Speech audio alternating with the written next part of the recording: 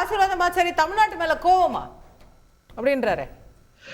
அதாவது அசோகாஜி இன்னைக்கு வந்து நான் என்னென்ன கேள்வி எல்லாம் இவங்க ரெண்டு பேர்த்திட்ட கேட்கணும்னு நினைச்சனோ அது எல்லாத்துலயும் நீங்களே கேட்டுட்டீங்க. அதனால என்னோட வேலை என்னோட வேலையை வந்து பாதி ஆக்கிட்டீங்க. ஆக்சுவலி நான் அவர் சுஃபி சுலைமான்ட்டையும் வந்து ஒரு கேள்வி கேட்க விரும்புறேன், இனியன் ராபர்ட் கிட்டையும் அதே கேள்வியை கேட்க விரும்புறேன். முன்னாள் தலைமை செயலாளர் வந்து 15/3/2024 அன்னைக்கு ஒரு கடிதம் எழுதுறாரு. அந்த கடிதத்தை முதலமைச்சர்கிட்டயோ அல்லது வந்து கல்வித்துறை அமைச்சர் பள்ளி கல்வித்துறை அமைச்சர்கிட்டயோ காட்டிட்டு எழுதினாரா அல்லது அவரு சுயமா எழுதினாரா? இதுதான் வந்து அடிப்படை கேள்வி.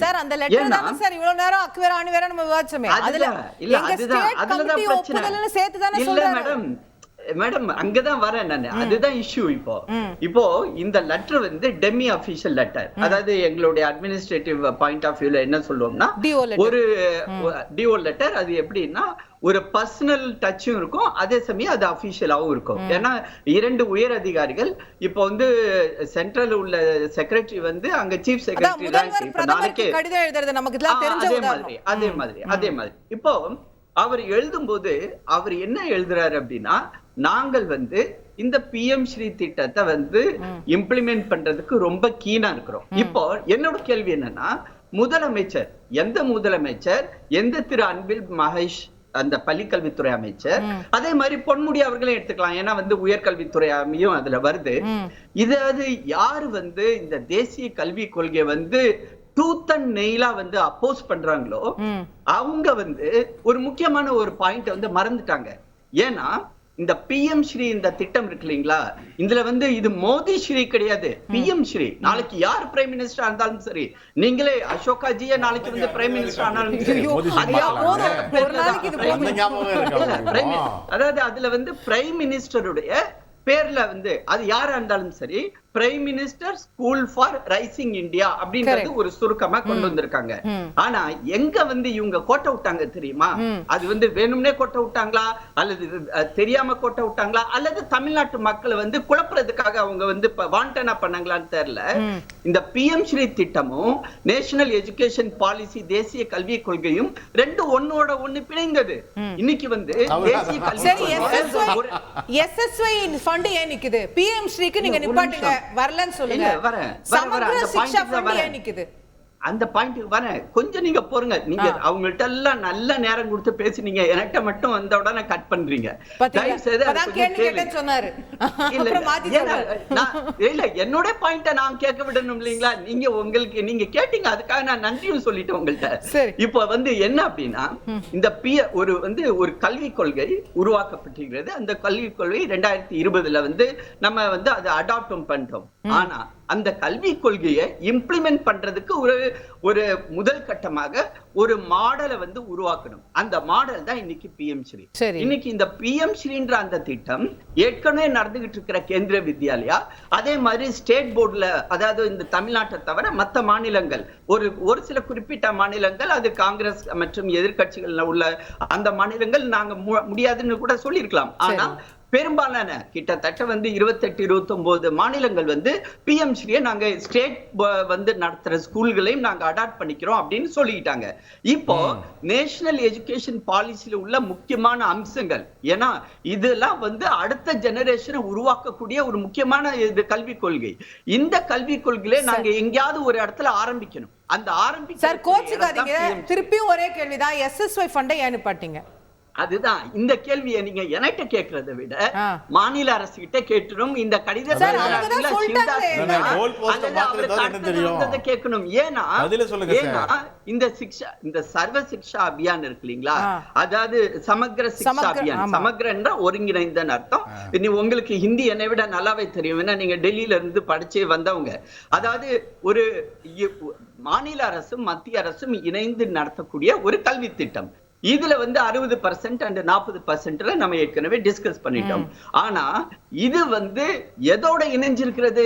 National education பாலிசியோட இணைஞ்சிருக்கு. நம்ம அத வந்து பிரிச்சு நம்ம பார்க்க முடியாது. இந்த இடத்துல NEP-யோட இணைஞ்சிருக்கிறது. சமூக சிக்ஷா சர்வ சிக்ஷா அபியான்ல ஆரம்பிச்சு எல்லாமே வந்து நம்ம காலகாலமா கொடுத்துட்டு வந்த ஃபண்ட் தானே சார். இல்ல அசோகாஜி நான் கேக்குற கேள்வி என்ன தெரியுமா, இந்த கடிதம் எழுதினதுக்கு பிறகு தமிழ்நாடு கவர்மெண்ட் என்ன பண்ணுச்சு? அதாவது அமைதியா உட்கார்ந்துட்டாங்களா அல்லது இப்படியாப்பட்ட ஒரு கமிட்டி அதுல சொல்றாரு பாத்தீங்களா, நாங்க ஒரு கமிட்டி போட்டுட்டோம், அந்த கமிட்டி முடிவு பண்ணுவோம். அந்த கமிட்டி என்ன பண்ணுச்சு? யார் யார் அதுல உறுப்பினர்கள்? தேசிய கல்விக் கொள்கையை விட்டுட்டு நீங்க மாநில கல்விக் கொள்கைக்கு வேற ஒரு கமிட்டி போட்டு ஒரு ரிப்போர்ட் வாங்கிருக்கீங்க. அதை என்ன பண்ணீங்க? அந்த பொதுவெளியில விட்டீங்களா?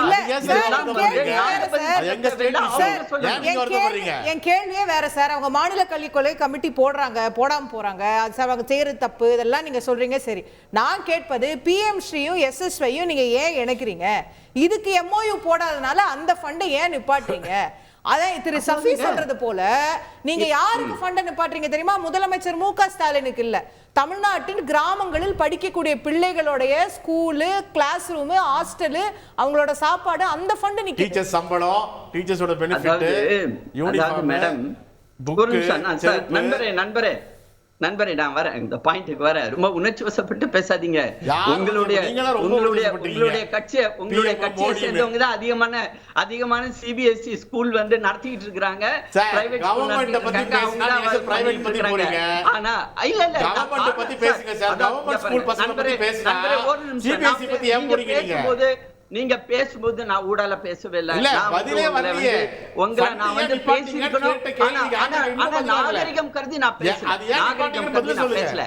அதனால மேடத்துக்கிட்ட நான் ஒரே ஒரு ரெக்வெஸ்ட், அவங்க பக்கத்துல இருக்கிறதுனால கொஞ்சம் அவங்கள கண்ட்ரோல் பண்ணுங்க, எங்களை பேச விடுங்க. ஏன்னா நாங்கள் வந்து எங்களோட பாயிண்டை நீங்க வைக்க விடாம நீங்க வந்து கேள்வி மட்டும் கேட்டு அந்த பதில் தான் சொல்றது வரேன். இந்த கேள்வியை நீங்க தவறான ஆட்கள்கிட்ட தான் நீங்க புட் பண்ணிருக்கீங்க. தமிழ்நாடு கவர்மெண்ட் கிட்ட, அதுவும் குறிப்பாக அன்பில் மகேஷ் கிட்ட நீங்க கேளுங்க. நீங்க ஏங்க ஒரு கமிட்மெண்ட் கொடுத்திருக்கீங்க, அந்த கமிட்மெண்ட்டை நீங்க ஏன் ஃபுல்ஃபில் பண்ணல? அதே மாதிரி நண்பர் ரவிச்சந்திரன் கேட்டார் பாத்தீங்களா, யூட்டிலைசேஷன் சர்டிபிகேட், அது என்ன பண்ணீங்க சார்? யூட்டிலைசேஷன் இதுக்கு வர நீங்க கொடுத்த கணக்கு வழக்கு நீங்க ஏதாவது வந்து சப்மிட் பண்ணிருக்கீங்களா? அதை கொஞ்சம் தயவு செய்து பேசுங்க. உங்களுடைய கொள்கை முடிவே சரியா இல்லாத பட்சத்துல உங்களுக்கே வந்து அதுல ஏகப்பட்ட கன்ஃபியூஷன் இருக்கும்போது, SEP எடுத்துக்கிறதா NEP எடுத்துக்கிறதான்ற ஒரு பெரிய பிரச்சனையில இருக்கும்போது, மூன்று மொழி கொள்கை அப்படின்னு எங்களை பத்தி ஒரு தவறான ஒரு கருத்தை, நாங்க எங்கேயுமே ஹிந்திய வந்து திணிக்கவே இல்லை, ஹிந்தின்ற ஒரு வார்த்தை கூட தேசிய கல்விக் கொள்கையில இல்ல. நீங்க வந்து அது மாதிரி காட்டிருந்தீங்கன்னா நீங்க சொல்லுங்க, நான் இன்னைக்கு இப்பயே ரைட் நான் எழுந்திச்சு போயிடுறேன். ஆக மொத்தம் நாங்க ஹிந்திய திணிக்கிறோம் அப்படின்னு ஒரு பொய்யான ஒரு கட்டமைப்பை உருவாக்கி மத்திய அரசு மேலையும் திரு மோடி மேலையும் நீங்க பூசுறீங்க. அதுதான் இங்க வந்து பிரச்சனை, உங்கள்கிட்ட தான், எங்கள்கிட்ட இல்ல. செய்திகளை உடனுக்குடன் தெரிந்து கொள்ள உடனே சப்ஸ்கிரைப் பண்ணுங்க.